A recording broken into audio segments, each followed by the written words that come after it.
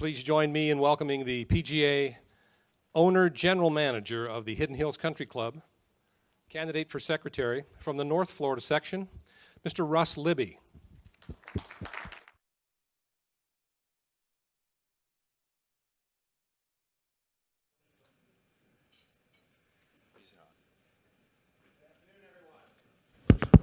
Thank you.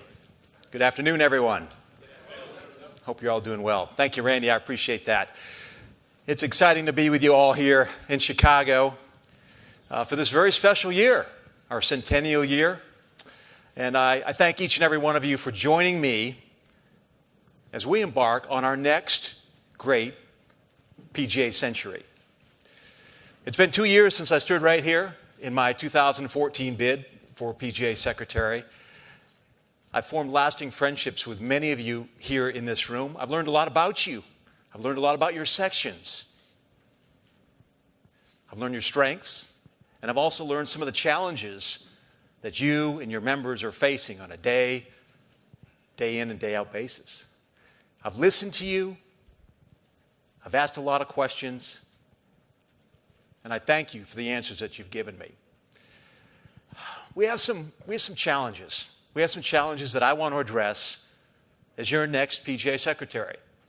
Section leaders from all over the country have expressed to me that despite increasing ADP funds, they're still having challenges. They're still having challenges meeting the needs of their PGA members and growing the game. And we're seeing this all over the country. This is our third leg now, and I hear it over and over again. And unfairly so, our game has taken it on the chin this last decade. A large population of our PGA professionals are detached. They're disenchanted about our association, about their current job, and in many cases about their wages. And they're having challenges also figuring out how to maneuver around some of the obstacles that are in front of them that they perceive are holding them back. So today, I intend to share my vision. I want to share my vision with you about how we all can navigate through these headwinds and bring the PGA and the game of golf into the next 100 years. My passion for leading, 20 years now, 20 consecutive years of service, continued service on the local level. It's been reinforced on national committees, the National Board of Control. I know you would agree with me if I say to you that our PGA members are our greatest assets. There's no doubt about it. They form the strong foundations for our chapters and our sections, which are the PGA of America's bedrock for success.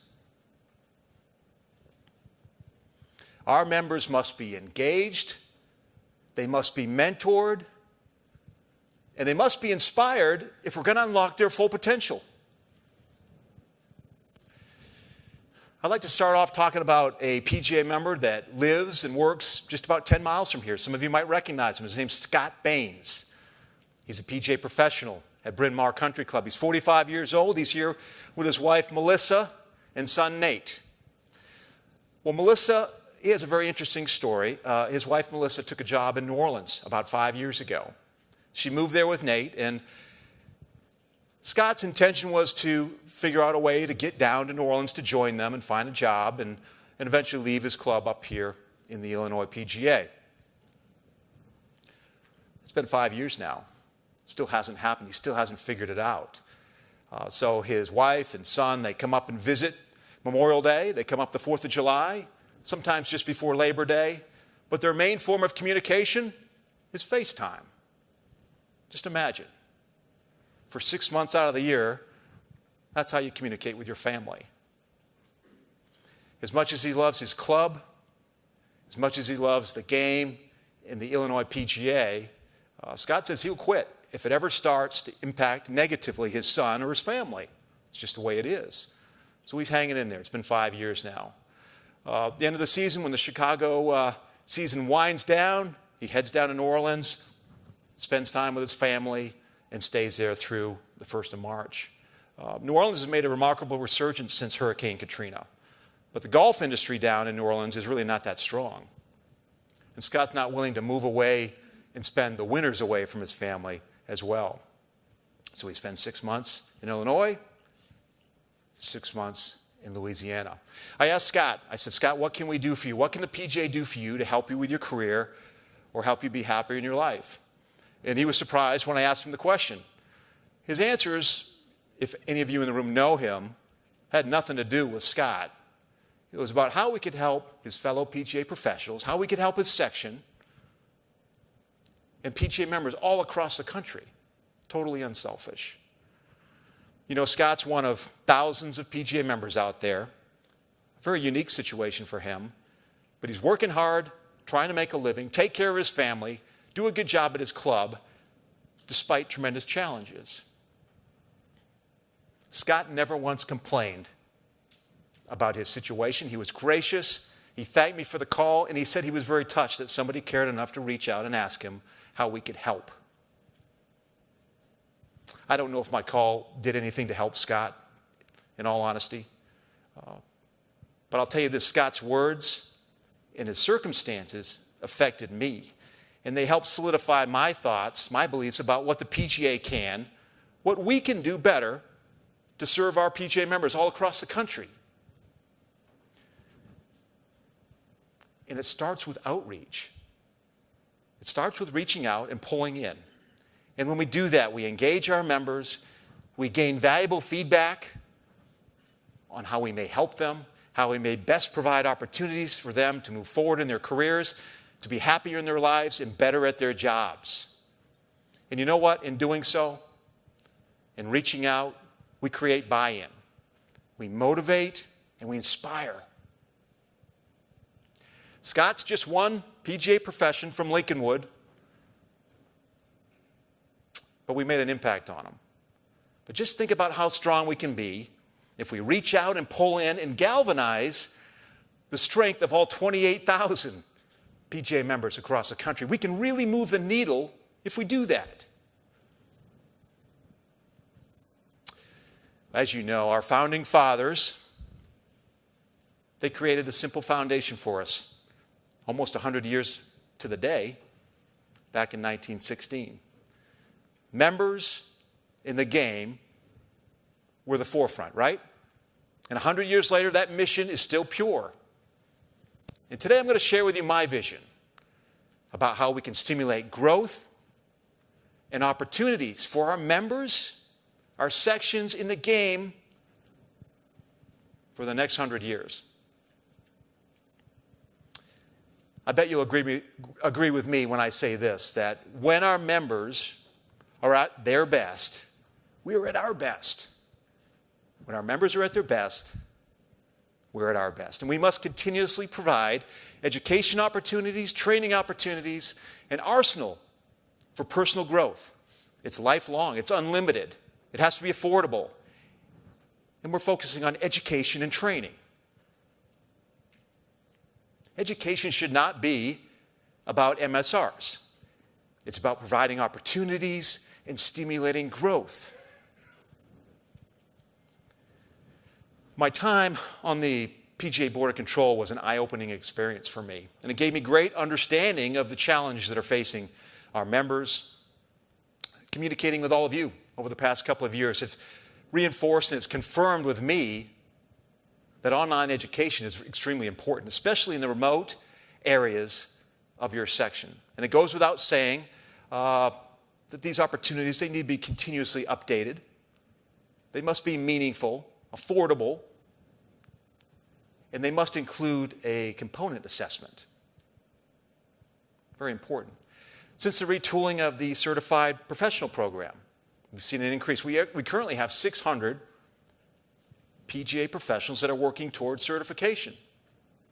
We have 1,000 certified PGA professionals with over 2,000 certifications completed.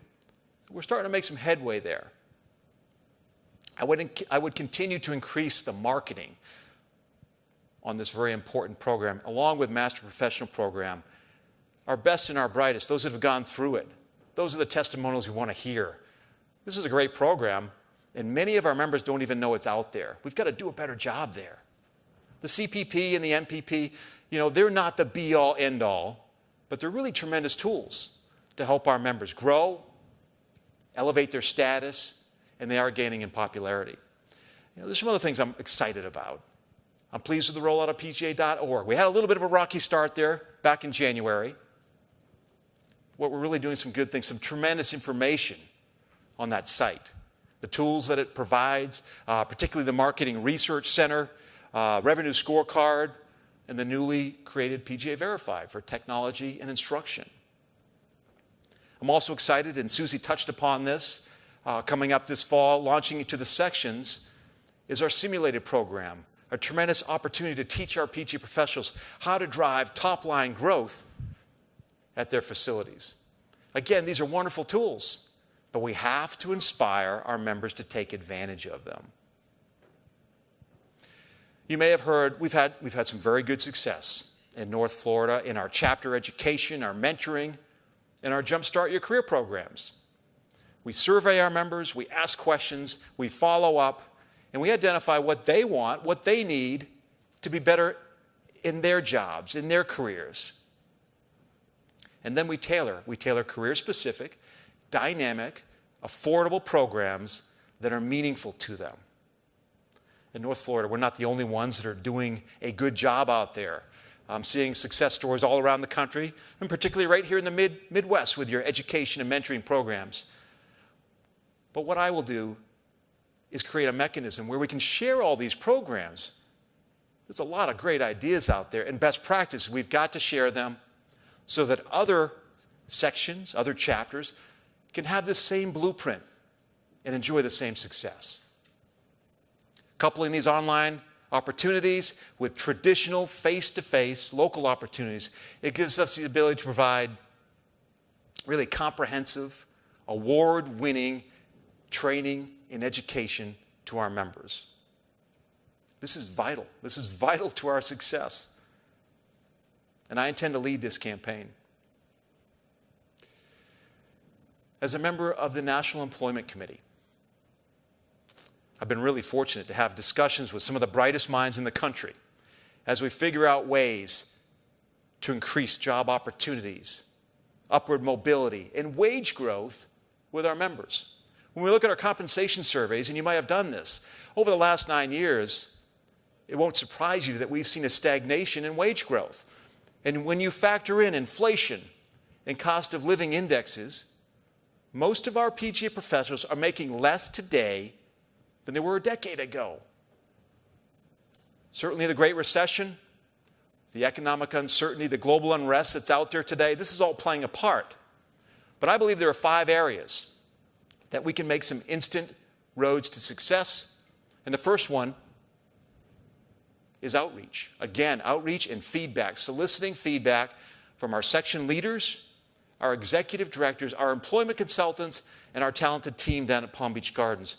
We need to get these people in the same room and have these discussions about employment. Susie again said it was a number 1 priority. I've heard it from Derek. I've heard it from Paul. It has to be our number 1 priority moving forward. What we also need to do is talk to the sections that are having success out there.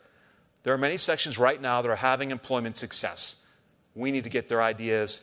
We need for them to share their success stories with us. I want to create a task force of dual members, PGA NGCOA members and PGA CMAA members, to sit at the table with our allied associations and discuss how we together can move the needle. And all the while, we need to be raising and waving the banner of the PGA professional as the most talented person in the room, the most talented person at the facility to drive that top-line growth and manage that facility and manage the bottom line. I want to develop a turnkey employment model for our sections. Did you know that only 15 sections in the country have an employment committee? I believe it's important that we have that structure on the local level to assist our employment consultants, our leaders, and our executive directors to solving some of these problems that we're seeing in employment. Let's talk a little bit about sections. In traveling the last few years, I can tell you that each section is very unique. All 41. They have different historical, geographic, environmental, socioeconomic backgrounds that really make them all very, very distinct, unique. They all really have their own personality. And there's no doubt in my mind that our section leaders, our officers, our board, and our executive directors, there's nobody that knows the operations of that section better than they do. They know how to serve their members, and they know how to grow the game in their regions.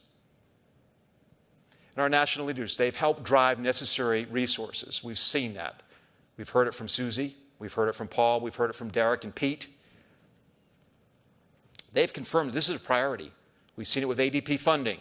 We have to deliver valuable goods and services down to our sections so that they are better equipped to handle the needs of their members. They're better equipped to grow the game and better meet their objectives. And I want to share with you some of my plans to help make our section stronger. First, as I said, we need to increase ADP funding. It is set to max at $180,000 in 2019. We need to start the process now in a judicious manner of identifying how we can continue to provide ATP funding at an expanded rate to our sections. We need to start that now. Just as we extended Pete Bavacqua's contract through 2021, our sections need to know where we're going so that they can start mapping out their long-term strategic plans beyond 2020, beyond 2019. I want to establish an ED hotline to stimulate dialogue and idea sharing with our executive directors.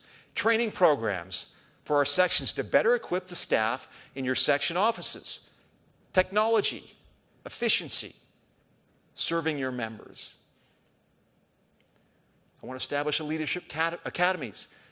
These are designed for the young PGA professionals that think they might want to get involved with governance someday. We need more future leaders.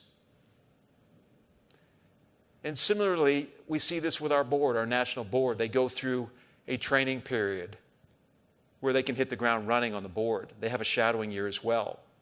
Well, I think it's very important that our section boards, our section officers have that same onboarding and training program so that they can hit the ground running when they take over the reins with section leadership.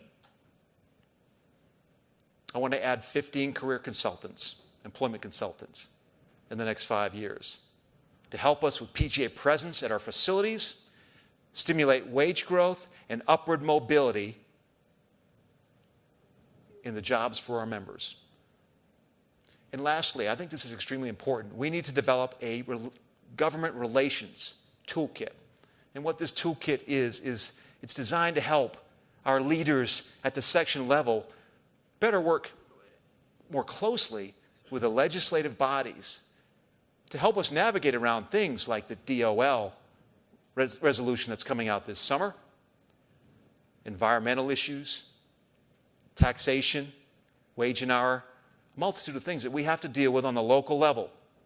And we need to have some training and some expertise there to help our sections. Let's talk a little bit about the game. Despite all we hear about declining rounds and players leaving the game, about our industry struggling, I believe that our best days are ahead of us.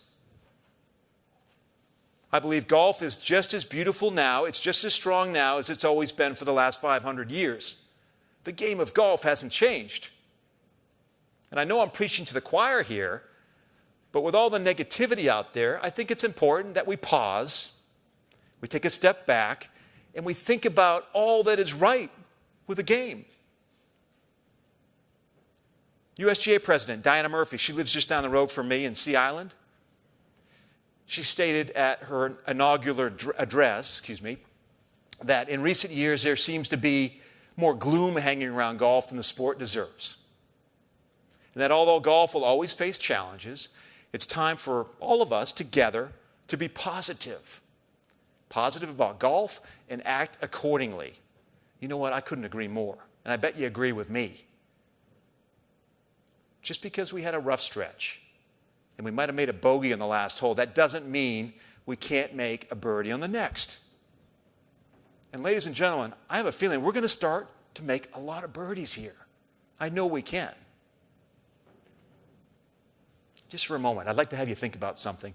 I'd like to have you think about how golf has impacted you, how it's impacted your life, your family, your career, how you've seen golf change lives. Well, I can share with you that golf is everything and has been everything to me. It gave me the opportunity to meet my beautiful wife, Tracy, 25 years ago. I remember exactly where I was, standing at the Marriott World Center in Orlando, looking across the room at her in that red dress. I'll never forget it. Tracy's my partner in life. She's my partner at the club, and she gave me 4 beautiful kids. Golf has given me everything. It's given me lifelong friendships. It's given me my career. And it's introduced me to the greatest sports organization that there is, and one that I intend to lead with your support. I don't know about you, but I love the fact that golf is challenging. I love the fact that in order to get good at this game, you've got to work hard at it. I'm proud of the fact that golf teaches core values for our young people, life skills. Golf encourages a healthy lifestyle. It provides fitness opportunities for society that really has become increasingly sedentary. 1/3 of our children are obese today. Golf is safe, it's fun, it's social, it's great for the whole family, and there's no other sport like it. So in recent months, I've been speaking to my fellow PGA professionals about the game. I've been speaking with folks down in Palm Beach Gardens about what I feel would be a refreshing new approach. It's time to celebrate the game.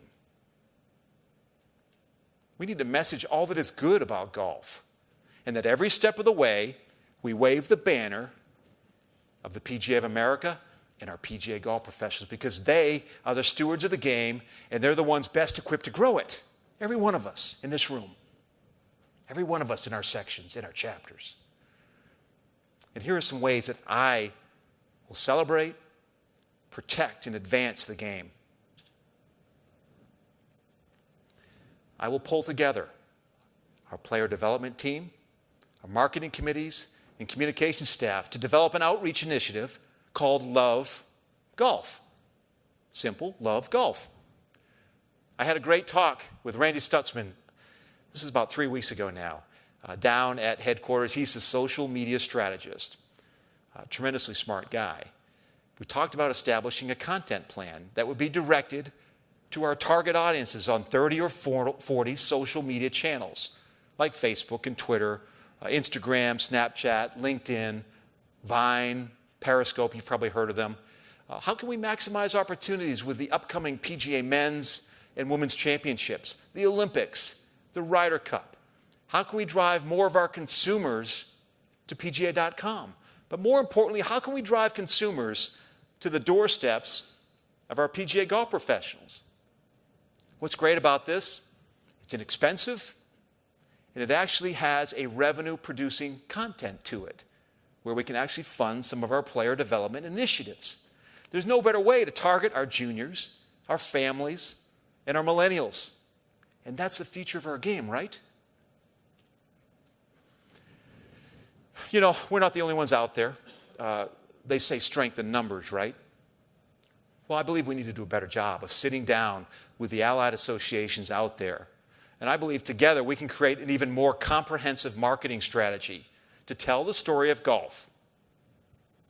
We are all in this together, but I will tell you this, the PGA is going to be the one to lead, and I intend to be at the front. We have some fantastic player development programs. PGA Junior League, 30,000 kids last year. We're trending to 50,000. We're going to get there. Get Golf Ready, 107,000 participants last year. Majority of them are females. Drive, chip, and putt. We're getting excited here with the Masters coming up. I will convene with our section leaders, and I think this is important. You hear me say this. We need to speak to our section leaders and identify next step opportunities that might exist out there. We need to be ahead of the curve on this. What's coming next? PGA Family League? Good idea. We have to stay fresh. We have to stay innovative. I believe we need more developmental programs to keep the little bitties, the youngsters, staying involved, because we don't want them to be intimidated and to leave the game. We need to continue to position the PGA as the brand that's always first in golf. Additionally, too, there are some other great programs out there that we don't own. LPGA, USGA Girls Golf. I have several members at my club that participate in it. And my assistant professional helps coach and run some of those programs. The First Tee in golf in schools. Tremendously important to get the clubs in the hands of these kids at a young age. So here's my point. Every one of us can start this initiative today. We don't have to wait for a marketing campaign. I challenge each and every one of you, when you leave this meeting on Thursday, lead the charge. Lead the charge in positive messaging to your customers and maybe most importantly, to your fellow PGA professionals. Don't let the experts or the pundits get you down. Because you know what? Sometimes that turns into a self-fulfilling prophecy. We must, as PGA professionals, continue to sing the praises of the game, and we must stand together. And as long as we work in a positive manner to solve some of these challenges, we will be successful and we will overcome any obstacles. I was so proud of Pete when he sat down with Charlie Reimer 3 weeks ago and rebutted some of the points of the National Golf Foundation report. That is the type of messaging that we need. And I intend to say the same types of things constantly as your next PGA secretary. And I hope you'll get behind me and follow in the same positive messaging and celebrating this game out there. So why support me? Why support me as your next PGA secretary? Is it because of my love for the game and my passion for the PGA? Is it because of my 35 years in the business, the only business that I've ever worked in? Is it because of my 2 decades of continuous leadership? You see this gray hair? 2 decades of continuous leadership on the local level, the section level, national committees, and the National Board of Control, getting things done time and time again for our PGA members. Or maybe it's because of the way I lead as a forward thinker, a leader who reaches out to others, solicits feedback, and leads by consensus. Someone who has a proven track record, and someone who is not afraid to make tough decisions. But keep in mind, always making decisions that are in the best interest of the game and the best interest of our PGA members. Maybe it's for the fact that I have experience, you may not know this, in nearly every facility that's out there, in nearly every capacity. I've played, I've been a full-time instructor, I've been a head golf professional, a director of golf, a general manager, and now Tracy and I own Hidden Hills Country Club, and we manage it in Jacksonville, Florida. Maybe you vote for me because of all these things. But one thing's for certain, and I want to make this loud and clear, is I truly do believe our best days are ahead of us, and I'm excited about the future. And I do believe it's go time. My passion, my extensive background in business and in governance have prepared me well for this journey ahead, and I'm ready to go. Just one last quick thing. Have you heard the story about the board president that places the empty chair in the boardroom? And that chair signifies the rank and file PGA member, right? So when the board is charting their course and identifying what course of action to take, they always have to ask the question, right? Is it in the best interest of that PGA member sitting in that chair? I love this story, and it's really pertinent. And ladies and gentlemen, I want to tell you this. I am that member sitting in that chair. I've been in your shoes, and I know what you're doing, and I know what you're dealing with on a daily basis. I know what your members are doing and what they're dealing with on a daily basis. I know because I've been there, I am there. And because of this, as your next PGA secretary, I will always represent our members and the PGA member well. I'll get things done just as I have for the last 20 years. I'm ready to serve, and I'm ready to lead our association into the next great PGA century. Thank you so much for your time today. I'm looking forward to spending more time with you as this week goes on. And I appreciate your support, and I'd appreciate your vote in New York City. Thank you.